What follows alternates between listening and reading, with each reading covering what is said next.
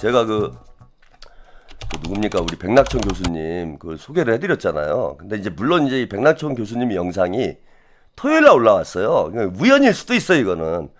근데 이제 우연이 아닌 게 제가 요즘에 이렇게 보면은 제가 저녁 때 이제 방송을 하면 김어준이 이제 아침에 방송을 하면은 의제 설정이 되잖아요. 그래서 다른 유튜버들이나 뭐 레거시 미디어에서 김어준이 이제 세팅한 그 의제에 따라서 이제 방송이 이렇게 진행되는 이런 이제 경우들이 많이 있는데 요즘에 이제 제가 영향력이 이게 만만치가 않다. 그리고 제 채널이 뭐 동접자도 뭐 구독자에 비해서는 뭐 적은 편이 아니지만은 그 나름 뭐라 그럴까요? 영향력 있는 인플루언서들이 제 방송을 많이 봐요. 그러니까 뭐 유튜버랄지 뭐 민주당 뭐 보좌관들이랄지 정치인들이랄지 나름 이 셀럽들이나 인플루언서들이 이제 제 방송을 보시고 이렇게 참고를 하시는 분들이 많습니다. 그러다 보니까 뭐 여론 주도층의 영향력? 예. 그러니까 제가 뭐 우스갯소리 그러잖아, 제가. 저는 이제 그 유튜브계 갤러리아 백화점이다. 예? 명품 마케팅을 한다. 뭐 이런 말씀 많이 드리는데 전체 이제 시청률은 뭐 그닥 높지 않아도 제 방송을 이제 보시는 분들이 그 나름대로 좀 영향력이 있는 분들이 좀 많이 보다 보니까 이게 전파가 많이 돼요. 제가 어떤 주장을 하면은. 그래서 어제 이제 백낙천 교수님 그 대담을 제가 방송을 보내드리면서도 이거는 뭐 백낙천 교수님하고 저하고 생각이 비슷해서 나온 얘기일 수도 있고 그 너무 비슷한 주장을 하시더라고 어제 백낙천 교수님이. 그래서 백낙천 교수님도 제 방송을 보시나? 제가 그런 생각이 들 정도로. 그리고 백낙천 교수님이 성향이 이제 어찌 보면 저하고 좀 비슷해요. 예, 비슷해가지고 약간 진보 성향이 강하신 분입니다. 그래서 뭐 입장이 비슷할 수는 있어요, 우연히. 근데 저는 어제 이제 백낙천 교수님 대담을 듣고 이거 생각이 많이 비슷하다. 그래서 백낙천 교수님도 제 방송을 보시나? 뭐 그런 생각을 했는데 아무튼 어제 이제 방송이 나가고 오늘 뭐 여기저기서 방송이 나오더라고. 백낙천 교수님 그 대담에 대해서. 예. 그래서 이거는 뭐 우연일 수도 있겠지만 이거 제가 의제 설정이 되는 거 아닌가? 그런 나름 또 이 기분이 좋았어요.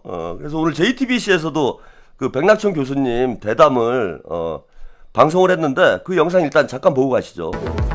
진보진영 원로로 꼽히는 백낙청 서울대학교 명예교수가 최근 치러진 더불어민주당 전당대회를 두고 이재명 정부에 대한 당 안팎의 반대 세력들이 총궐기한 대회였다며 이 대통령과 지지자들이 반란을 진압한 것이라고 평가했습니다.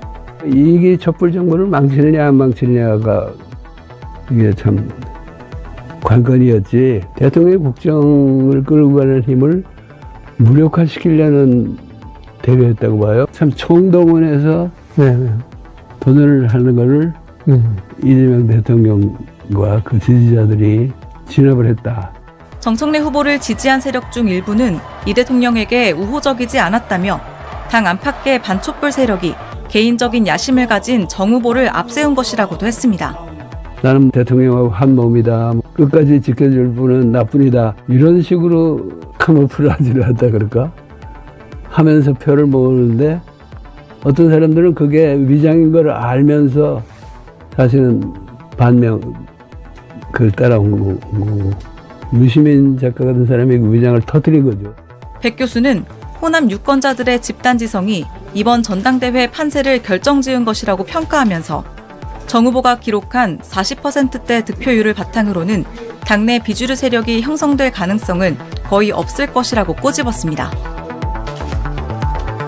네, 뭐 이 뉴스 영상에서는 백낙천 교수님 어제 제가 이제 방송에 소개해드린 그 대목을 좀 중심으로 해가지고 편집 영상을 이제 만들어서 보냈고 오늘 유튜버들이 대부분 유튜브 채널에서 이 얘기를 다루고 있더라고요. 예.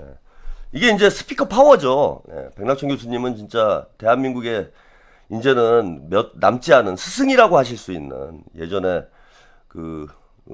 우리 진보 민주진영의 제야의 진짜 어르신이라고 할 수 있는 스승이라고 할 수 있는 지식인 분들이 이제 적지 않았잖아요. 근데 돌 김용옥 선생님하고 저는 백낙천 교수님하고 이 두 분이 진짜 이제 대한민국의 어떤 사상적인 지도자의 스승의 역할을 하시는 이런 이제 위치에 있는 분인데 백낙천 교수님도 이제 많이 답답하셨던 것 같아요. 보통은 이제 이렇게 뭐 세게 얘기하시는 분이 아닌데 이게 뭐 반란이다. 진압됐다 뭐 이런 표현을 쓰시는 분은 아닌데 아무래도 학자니까 조금 좀 순화된 표현으로 이런 정치 비평을 하시더라도 하시는데 이번 전당대회를 지켜보시면서는 너무나 이제 좀 안타까운 마음이 많이 들으셨던 게 아닌가 그런 생각이 들고 이런 이제 어르신들이 많아야 되는데 우리 유실금 선생께서는 우리 도올 김영옥 선생이나 우리 백낙청 선생님의 좀 이런 길을 따라가야 되는데 뭐 본인이 배운 게 없으니까요. 예, 뭐 잘난 척은 많이 하는데 제가 볼 땐 지적 깊이가 떨어진다고 봐요. 예. 본인도 그건 스스로 인정했잖아. 본인이 자신이 이제 지식 소매상이다. 이런 표현을 했잖아요. 그게 어찌 보면은 뭐 겸손의 표현일 수도 있는데 제가 볼 때는 겸손의 표현이라기보다는 자기 객관화를 한 표현이라고 봐요. 뭔가 뭐 깊이 있게 학문적인 업적을 뭐 쌓은 뭐 그런 것도 아니고 여기저기서 이제 이런 지식 저런 지식 잡지식들을 잘 편집을 해가지고 제가 번역 평론가다 뭐 이런 말씀을 드린 적도 있는데 유시민 씨가 내놓는 책들이 대부분 무슨 뭐 번역서이거나 그러니까 외국에서 뭐 인기를 끌었던 책들을 뭐 나름 이제 소개를 하는 뭐 이런 유형의 책들이거나 아니면 뭐 신변 잡기식의 어떤 뭐 수필집 비슷한 뭐 이런 책들이거나 무슨 이론적 사상적 깊이가 있는 책을 낸 거는 제가 본 적이 없어요. 그래서 뭐 저는 유시민 씨 책을 많이 읽지는 않았습니다. 그 뭐 제가 봐서 도움이 돼야 그 책을 읽는데 그 뭐 깊이 있는 이런 어떤 이론적인 전개를 하시는 이런 학자는 아니고 그냥 대중들이 편하게 볼 수 있는 정치를 좀 재밌게 읽을 수 있는 그런 뭐 책들을 많이 쓰시는 분이어서 제가 뭐 굳이 그런 책까지 뭐 읽어야 될 그럴 상황은 아니어가지고 뭐 몇 권 읽어보고 이거 뭐 그닥 이렇게 참고할 만한 내용은 없다 뭐 이런 저는 판단이 들어서 다행히도 많이 읽어보진 않아가지고 손해를 크게 보진 않았죠. 근데 이제 백낙청 선생님이나 우리 백낙청 선생님은 이제 뭐 사상적으로나 이론적으로나 우리 진보 진영의 어떤 그런 지적인 어떤 성과들을 대표하실 수 있는 그런 인물 중에 한 분이고 우리 뭐 도올 선생님 같은 경우에는 뭐 철학자로서 세계적으로도 인정을 받는 동양 철학의 또 대가이고 뭐 사상가라고 할 수 있죠. 우리 도올 선생님은 뭐 이런 분들은 이제 우리가 후배들이 또 후대들이 많이 배우고 또 더 그런 성과들을 이제 발전시켜서 더 많은 지적 성과들을 또 쌓아 나가고 뭐 이런 어르신이라고 할 수 있는데 유시민 씨는 그냥 인기인이죠. 그 김민석 대표의 평가가 가장 전 정확한 평가라고 봐요. 그 뭐라 그랬지? 그 하여튼 뭐 그 김현 의원이랑 문자 메시지 주고받을 때 우리 김민석 대표가 유시민에 대해서 딱 평가한 표현이 있잖아. 강남 지식인? 뭐 유명세를 즐기는 강남 지식인인가요? 그렇게 딱 평가를 했잖아요. 그게 전 제일 정확한 평가가 같아요. 유시민에 대해서. 유명세를 즐기는 강남 지식인. 뭐 요 정도 수준의 인물이지. 우리 국민들에게 어떤 지적 좌표를 찍어줄 만한 그런 지적 능력이 있는 사람들이라고 저는 생각하지 않습니다. 혜태님, 백낙청 교수님은 뇌가 맑으신 분, 어떻게 저 연세에도 지혜로울 수 있군요. 그 사람이 정상적으로 살면 저렇게 돼요. 그러니까 뭐 특별한 욕심 없이 유시민도 사람이 저렇게 타락하는 건 그 뭐 우리 백낙청 교수님도 그렇게 평가를 했던데 정체되는 것 같다. 근데 역사에서는 정체되는 게 퇴행이 돼버린다. 그래서 유시민이 퇴행을 하고 있다. 이렇게 유시민에 대해서 이제 평가를 했는데 유시민이 퇴행을 하는 이유는 도대체 그 이유가 뭔지는 모르겠으나 욕심 때문에 저는 그렇다고 봐요. 그 누굽니까 우리 그 심리학자 김태형 선생님은 유시민의 심리 분석을 했는데 뭐 그렇게 얘기를 하더라고. 사익 추구형 인간이다. 본인은 A형이다라고 강변을 했는데 심리학자가 평가하기로는 유시민이야말로 B형이라는 거죠. 자기 욕망이 사적 욕망이 더 큰 사람이다. 그래서 욕심에 따라서 움직이는 그런 유형의 인물이기 때문에 저런 이제 어찌 보면 퇴행적인 이런 행위들을 하는 거죠. 그래서 유시민이야말로 저는 B형이라고 봐요. 그러니까 무슨 욕망이 있는 거야. 근데 그 욕망의 실체가 사실은 지금 잘 안 잡혀요, 저도. 유시민이 무슨 욕심 때문에 저러는 건가. 저건 이제 사실 뭐 돈벌이에도 득이 되지 않거든요. 뭐 책을 많이 팔려면은 또 어영지식인 하면서 이재명 정부를 옹호하고 친명 코스프레하고 이래야 이제 책이 많이 팔리고 방송에도 이제 여기저기 다니면서 계속해서 인기를 유지할 수 있는데 지금 저렇게 반명 선언을 해가지고 그게 이제 뭐 본인의 어떤 물적 욕심에 욕망에 도움이 되진 않잖아요, 그죠? 오히려 마이너스 아니야, 그거는. 그러니까 돈 버는데 크게 도움이 안 된다는 거지, 저런 행위를. 그래서 이제 돈 때문에, 돈에 대한 욕심, 무력 때문에 유시민이 저런 행위를 한다? 그거는 이제 논리적으로 제가 볼 때는 좀 설명이 안 되는 부분이 있다. 그러면은 도대체 무슨 욕심일까? 그렇다고 권력 욕심? 뭐 정치하고 싶어서 저러나? 근데 그것도 아니라고 봐요. 왜냐하면 정치를 할 만한 나이는 아니잖아, 이제. 그죠? 나이가 이제 내일 모레면 70인데, 이 양반이 뭐 지금 다시 정치에 뛰어들어가지고, 그리고 본인도 알잖아요. 뭐 본인이 돈이 많아가지고 정치할 만한 입장이 아니다. 이런 얘기를 했다고도 하고. 그러면 이제 권력 욕심도 아니다. 도대체 유시민의 욕망은 뭘까? 저는 하여튼 뭐 그 점이 좀 요즘 궁금합니다. 그래서 제가 이제 전개하고 있는 이론은 검은머리 미국인 아니냐 뭐 이런 지금 뭐 주장을 하고 있는데 그것도 이제 뭐 저의 뇌피셜일 뿐이고 도대체 무슨 욕심 때문에 무엇에 코가 껴가지고 자신의 인생의 말년을 저렇게 비참하게 스스로 만들어갈까? 오늘도 아까 이제 뭐 방송 시작할 때 제가 뭐 그런 얘기 했잖아요. 그 2분 뉴스 이런 데 나가는 건 아니죠. 저도 안 나가요, 솔직히. 내 급이 있지. 그런 데는 안 나가지. 그리고 그 이명수 뭐 이런 것도 좀 그렇잖아. 뭐 마른 안주 서비스가 나와서 가는 것도 아니고. 뭐 이명수의 직업에 대해서 제가 뭐 폄하하려고 말씀드리는 건 아니지만 그래도 유시민이 뭐 장인수야 그렇다 치고 장인수도 제가 볼 때 뭐 상태가 많이 안 좋은 건 뭐 매일반이지만은 어쨌건 뭐 언론인 출신이라니까 나름 뭐 스펙이라도 있죠. 근데 이명수는 그 좀 그렇잖아. 그 뭐 맥주 3병에 마른 안주 서비스가 나와서 뭐 간 것도 아니고 그 같이 앉아가지고 대담을 할 만한 그런 위치에 있는 인물인가? 이걸 뭐 제가 너무 좀 그런가요? 표현이? 뭐 직업에 귀천이 없다고 그러는데 제가 너무 무시하는 건가? 아니 그렇잖아. 그 같이 어울릴 만한 인물인가?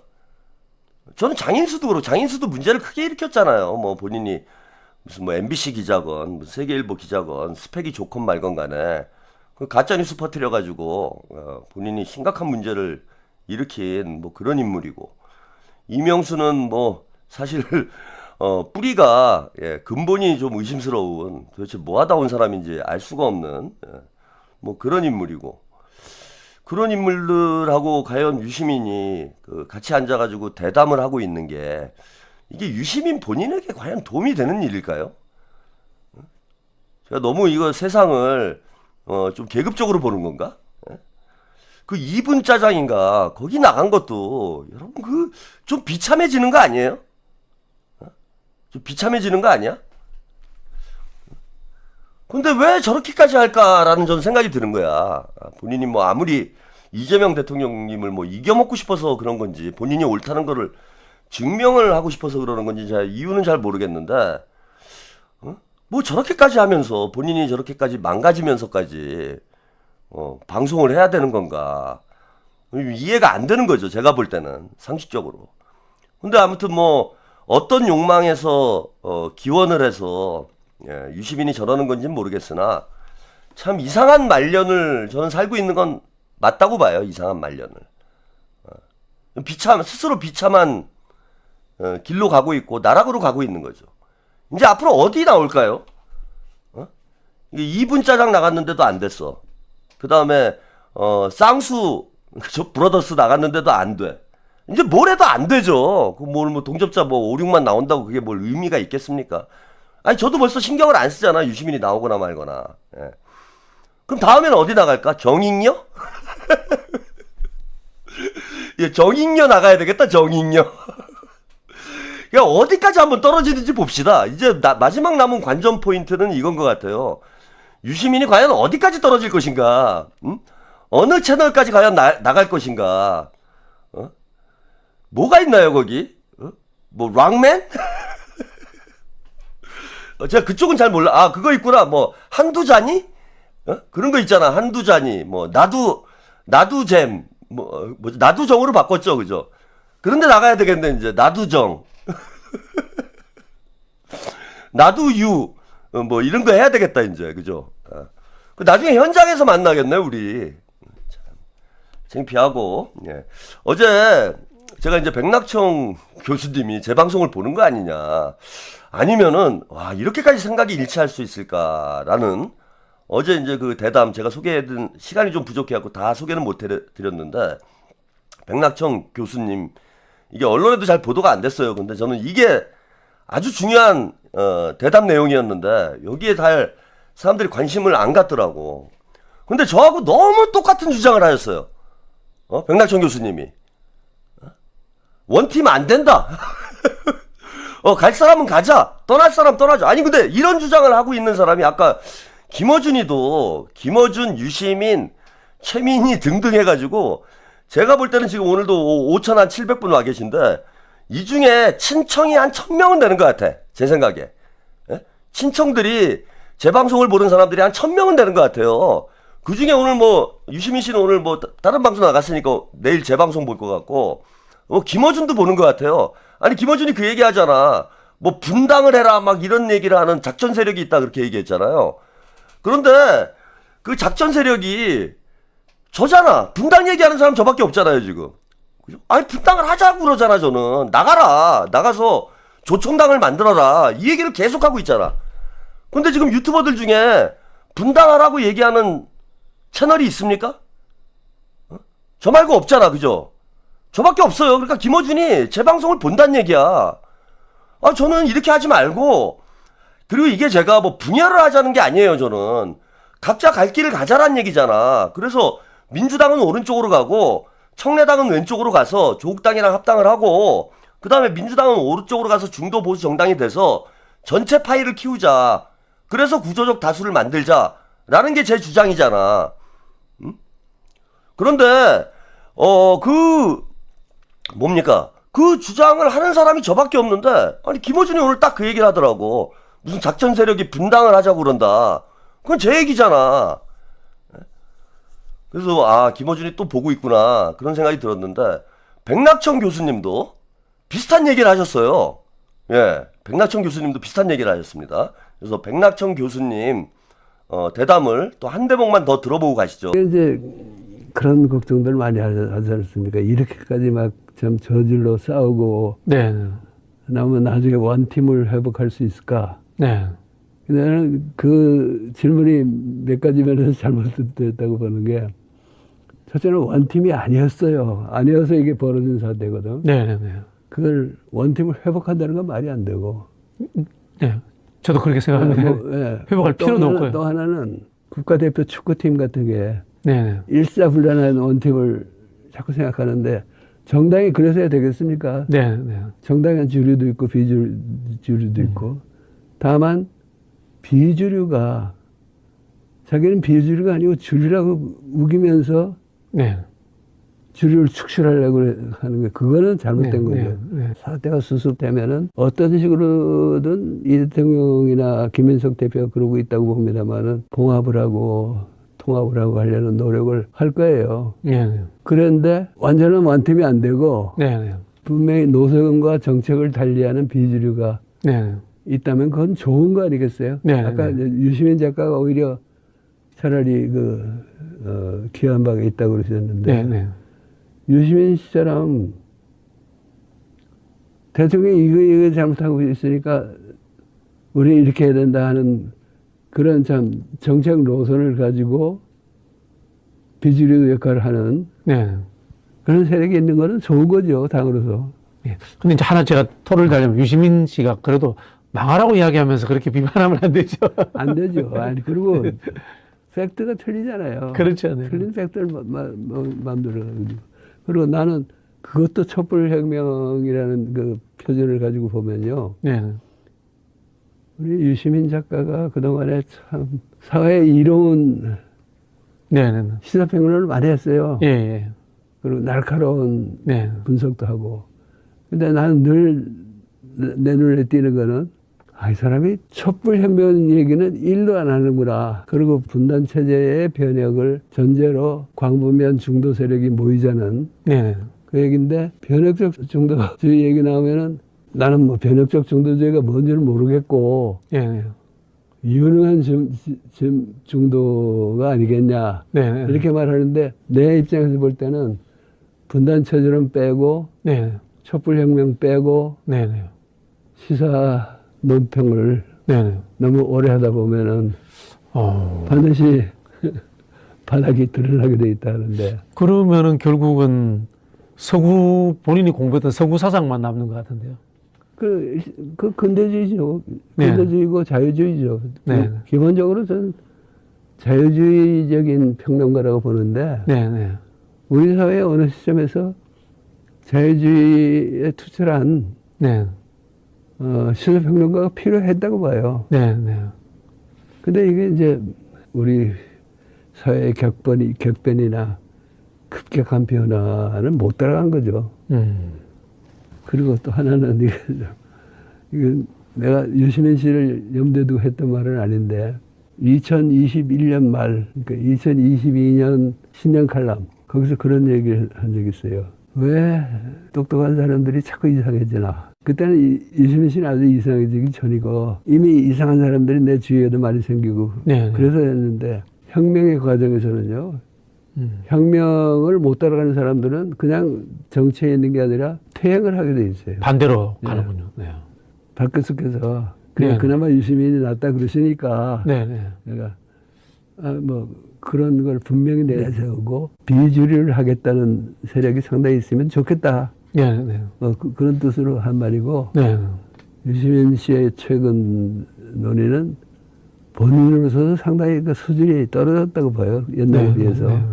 유시민 씨의 그런 입장이 정청래 후보에게는 이 양날의 칼이었죠. 한편으로는 반명 세력을 결집해주는 효과는 있는데 네.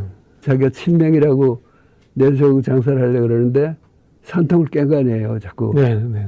또 사람들이 유시민에 대해서 어떻게 생각하냐고 그러면 노 코멘트. 세상에 그런 친명이 어딨어요. 네. 그래서 양날의 칼이었지만은 정청래 대표가 한 40% 득표했다 그래가지고 당내에 40% 가까운 지분을 갖는 그런 유에 비주류가 성립할 가능성이 거의 없다고 봅니다. 네, 그 이 대담에서 제가 볼 때는 두 가지 아주 중요한 말씀을 하시는데 하나는 원팀이 아닌데 어떻게 원팀이 되느냐. 예, 그래서 당내 이제 주류 교체라는 제가 표현을 많이 썼잖아요. 그동안 20년 동안 친문 세력이 주류 세력이었는데 이 주류가 바뀌는 거예요, 지금. 그러니까 우리 국민들이 볼 때 친문 세력에 대한 역사적 평가가 끝났다는 거예요. 그러니까 촛불혁명의 관점에서 보면은 친문도 청산의 대상이 됐다라는 거야. 우리 촛불 시민들의 입장에서 볼 때는 친문이 대한민국의 더 이상 대한 세력이 아니고 촛불혁명을 이끌어갈 촛불혁명의 주도 세력이 아니라는 거예요. 그렇기 때문에 이재명, 친명으로의 주류 교체를 시도를 한 거예요. 언제 시도를 했느냐? 문재인 정부 5년이 끝났을 때 주류 교체를 했다라는 거예요. 즉 무슨 뜻이냐 하면은 자 1차 촛불혁명 때 그러니까 박근혜가 탄핵당했을 때죠. 우리 국민들은 문재인이 촛불혁명의 대안이라고 생각을 했어요. 촛불혁명을 주도해서 촛불혁명을 완성할 수 있는 세력들이 문재인과 친문 세력이다라고 판단을 한 거예요. 그래서 당시에는 이재명을 지지하지 않고 문재인을 민주당의 대선 후보로 만들어서 촛불혁명을 완수해 주기를 요구를 했어. 근데 자 문재인은 그 촛불의 요구를 철저히 외면을 했습니다. 그래서 윤석열과 같은 괴물을 키워냈어요. 조국과 같은 괴물을 키워냈습니다. 저는 윤석열을 어제는 제가 사생아라고 표현을 했는데 이란성 쌍둥이라고 봐요. 윤석열과 조국은 이란성 쌍둥이에요. 문재인이 낳은 이란성 쌍둥이다. 자, 이 시대, 촛불혁명이라는 새로운 시대에 적응하지 못하는, 퇴행하는 이런 부적응자들을 문재인이 키워가지고 그 사람들에게 정권을 넘겨주려고 했어. 여러분 보세요. 문재인의 계획이 만약에 성공을 했다라면, 자, 윤석열이 대통령이 되지 않았다라면 조국이 대통령이 될 수 있었던 거예요. 그죠? 그러니까 문재인은 두 사람을 키운 거잖아. 문재인을 계승할 사람이 두 사람을 키운 거예요. 그 문재인이라는 개인을 얘기하는 게 아니라 친문이라는 집단을 제가 말씀을 드리는 거야. 팀오트님, 유시민이 과거 팀 양정철, 김어준과 절대로 들키면 안 되는 뭔가를 저지르지 않았을까요? 뭐 그럴 가능성도 상당히 높다라고 봅니다. 조국이나 윤석열은 문재인이 낳은 이란성 쌍둥이다. 그래서 문재인이 원하는 방향의 정권이 유지가 된 거예요. 윤석열을 통해서. 또 한편으로 그러면 윤석열이 실패를 하고 조국이 만약에 성공을 했다라면, 그래서 민주당 대선 후보 경선에서 조국과 이재명이 붙었다. 그래서 조국이 민주당의 대선 후보가 됐다, 지금처럼. 그래서 조국이 대통령이 됐다. 윤석열이 아니라 여러분, 조국이 만약에 대통령이 됐다라는 전제를 놓고 우리가 가상의 역사를 한번 그려보자고요. 조국이 대통령이 됐으면은 윤석열보다 더 나았을까요? 저는 더 참담한 역사적 퇴행이 벌어졌을 거라고 봐. 더 참담한 역사적 퇴행이라는 건 뭐냐 하면은, 만약에 문재인의 뒤를 이어서 조국이 대통령이 됐다라면은 민주당은 희망 자체가 사라지는 상황이 됐을 거예요. 희망 자체가 사라진다. 완전히 참담한 실패를 경험하고 앞으로 10년, 20년 민주당이 재집권할 수 없을 정도의 그런 정치적 데미지를 입는 결과로 이어졌을 거라는 겁니다. 그렇기 때문에 우리 시민들은 이재명이라는 새로운 대안을 찾아낸 거예요. 문재인과 친문으로는 촛불혁명을 성공할 수 없다라는 걸 깨달은 게 문재인 정부 5년 동안의 경험인 거야. 자, 처음에 우리 시민들 1차 촛불혁명 때 어떻게 생각을 했는가? 극우 보수 세력들만 정리를 하면, 즉 정권 교체를 하면은 우리는 촛불 시대를 열 수 있을 거다라고 생각을 했어. 그런데 문재인 정부 5년을 겪어보니까, 야, 이거 정권 교체를 해도 촛불의 시대적 요구는 실현되지 않네?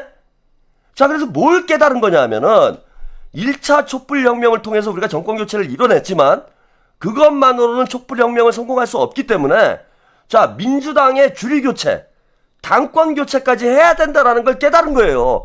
5년 동안 집단지석이 학습한 게 그건 거야. 국민의힘만 없으면, 보수 정당만 없으면 대한민국이 잘 될 거라고 생각을 했어.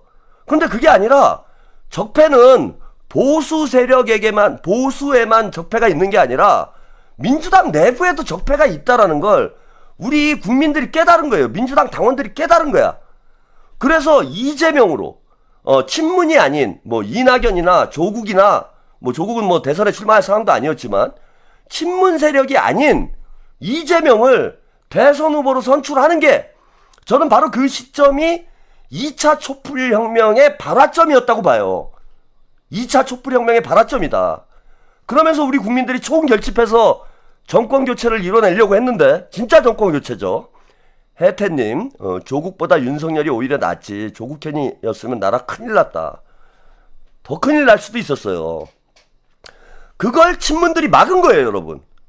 그죠? 이재명으로 정권 교체뿐만 아니라 당권 교체까지, 그러니까 주류 교체를 하려고 했던 거야. 대한민국에, 그게 극우 보수 세력이건 민주당이건 대한민국의 주류 세력을 이재명이라는 비주류 변방의 장수를 통해서 완전히 갈아엎으려고 했던 게 2022년 대선이었다고 저는 봐요. 근데 그걸 어떻게 했느냐? 친문 세력들이 막은 거야. 2차 촛불혁명을 친문 세력들이 막은 거예요. 그걸 우리 시민 여러분들, 당원 여러분들이 눈으로 확인을 했어. 그리고 3년 동안 이재명을 지키기 위해서 싸웠던 게 그냥 이재명 대통령에 대한 팬덤이 아니에요. 촛불혁명을 완성하겠다라는 우리 시민들이 모두 들고 일어나서 이재명이라는 우리의 장수, 우리의 지도자를 우리가 지켜내고 기어이 응원봉 혁명으로 이제 진짜 2차 촛불혁명이 벌어진 거죠. 2차 촛불혁명으로 이재명을 대통령으로 만든 거지.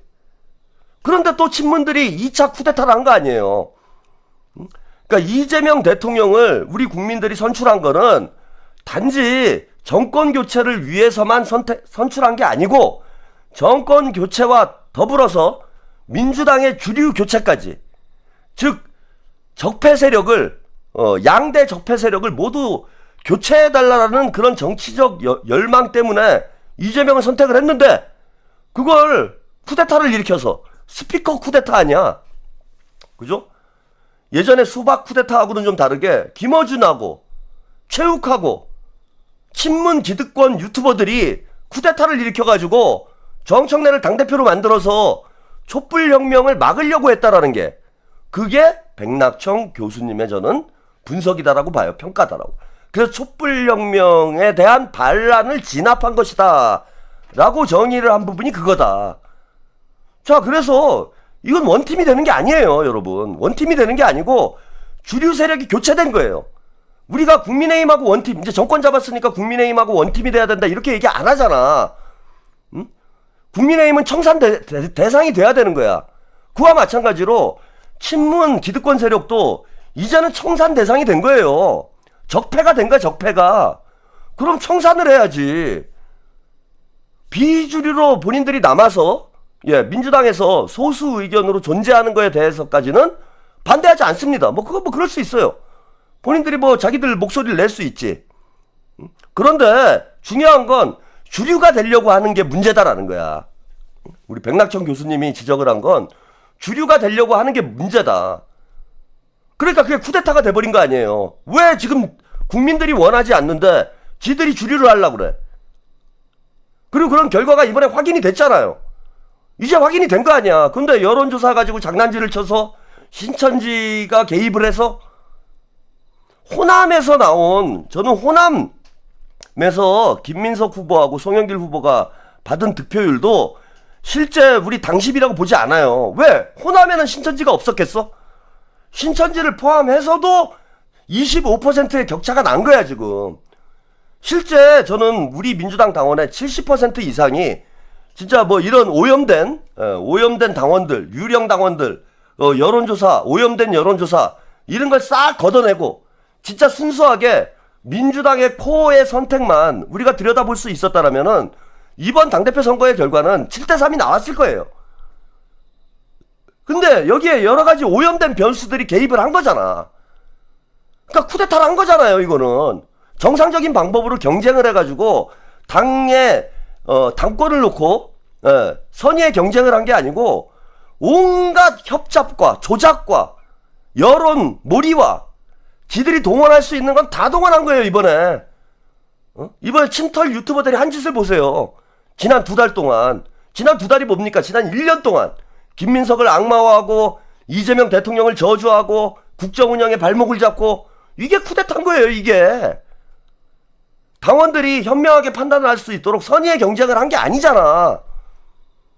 비주류가 당권을 탈취하려고 쿠데타를 일으킨 거예요. 그 쿠데타의 방식이 자, 유튜브를 이용하고 여론 조작, 여론을 조작하고 이런 방식으로 진행이 됐으니까 일종의 뭐 연성 쿠데타 같은 거지. 연성 쿠데타.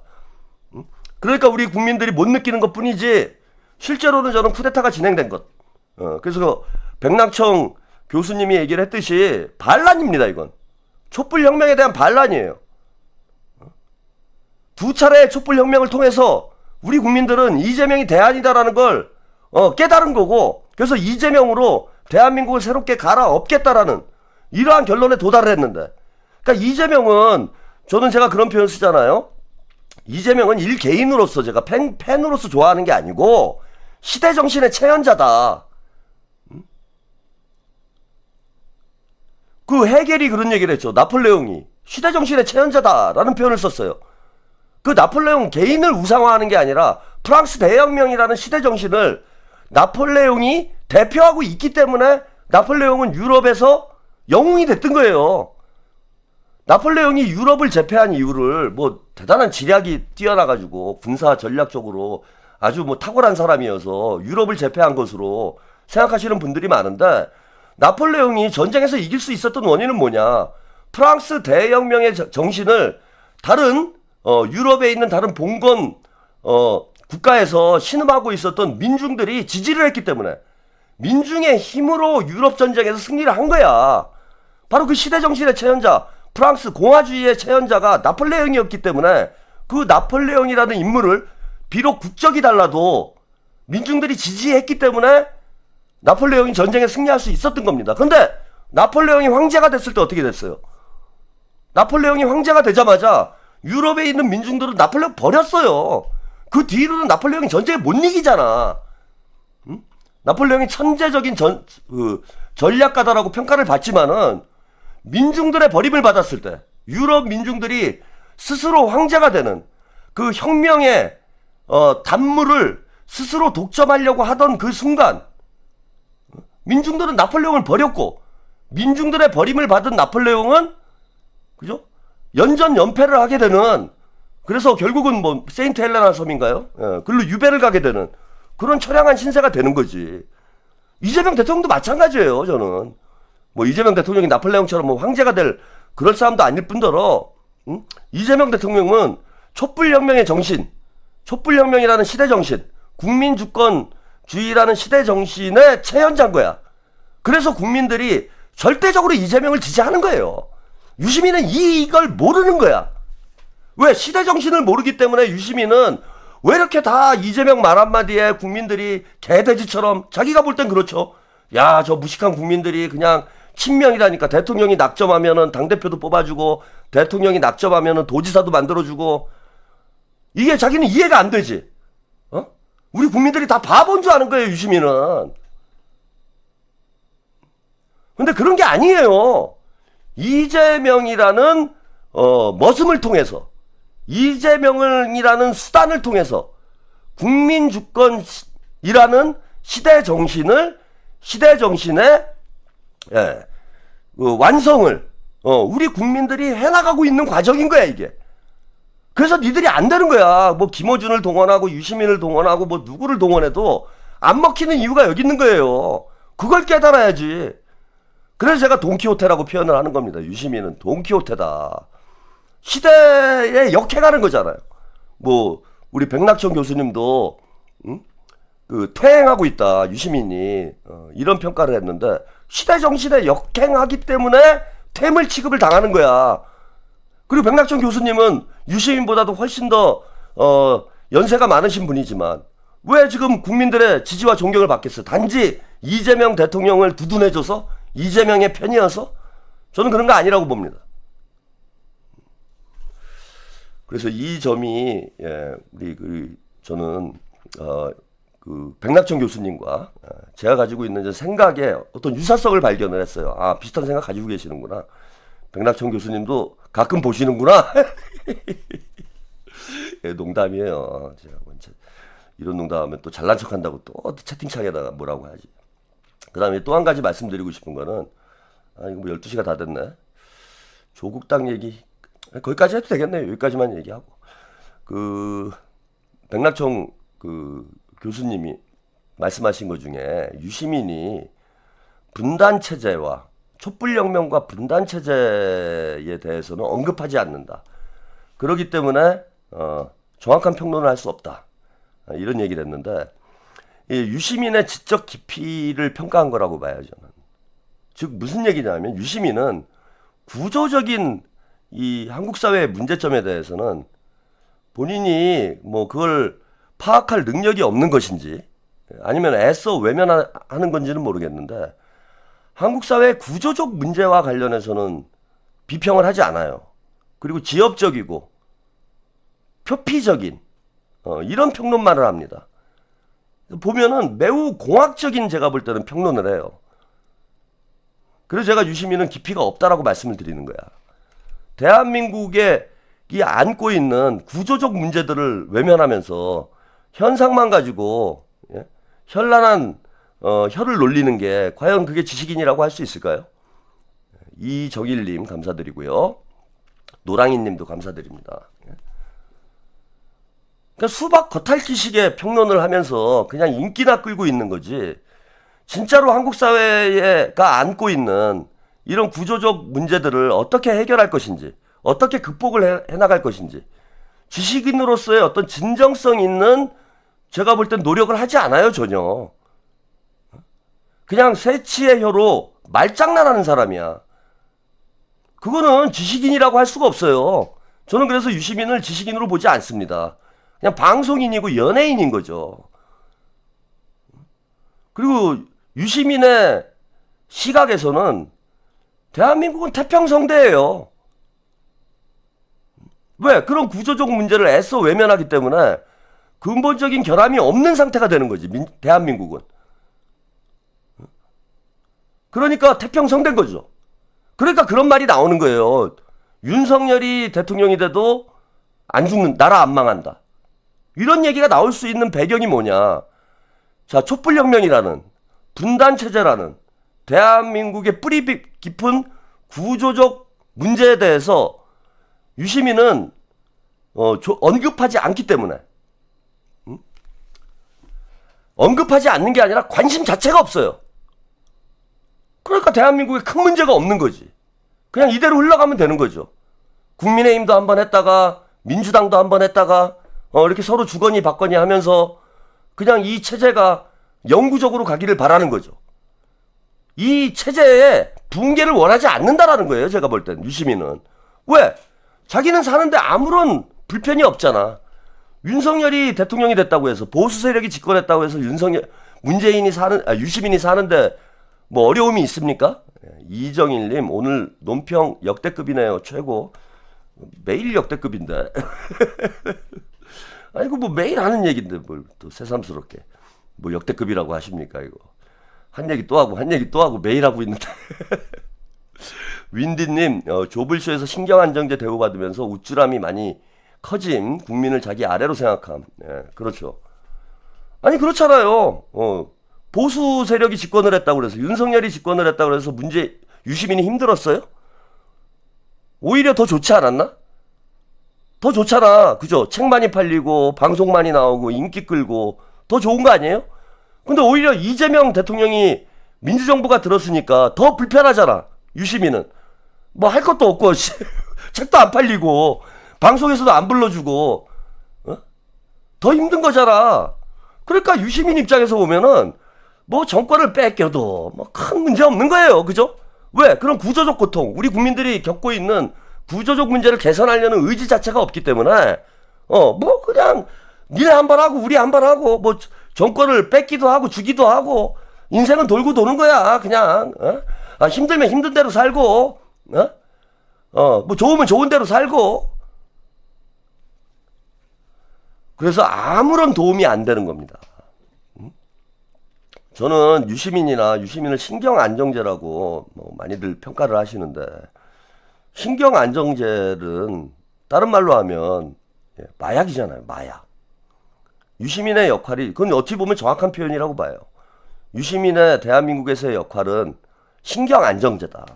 한마디로 마약이에요. 그냥 진통제인 거야. 진통제. 현실의 고통을 잊도록 만드는 진통제 역할을 하는 거예요. 마치 영화 매트릭스의 그 가상현실과 같은 현실을 주조하는 사람이 저는 유시민이라고 봐요. 어떤 면에서 뭐 좋죠. 그죠? 막 힘들어 죽겠는데 안 힘들다고 우리를 안정시키니까 좋잖아. 근데 그게 좋은 일입니까, 여러분? 우리의 신경이 지금 세상이 힘들고 나라가 어렵고 이런 상황에 그 신경안정제 하나를 먹고 마음이 편하면은 그게 좋은 일이에요? 결국은 저는 마약이다라고 봐요. 유시민이나 김어준이 하는 역할이 그거다. 우리 시민들을 안정시키는 거지.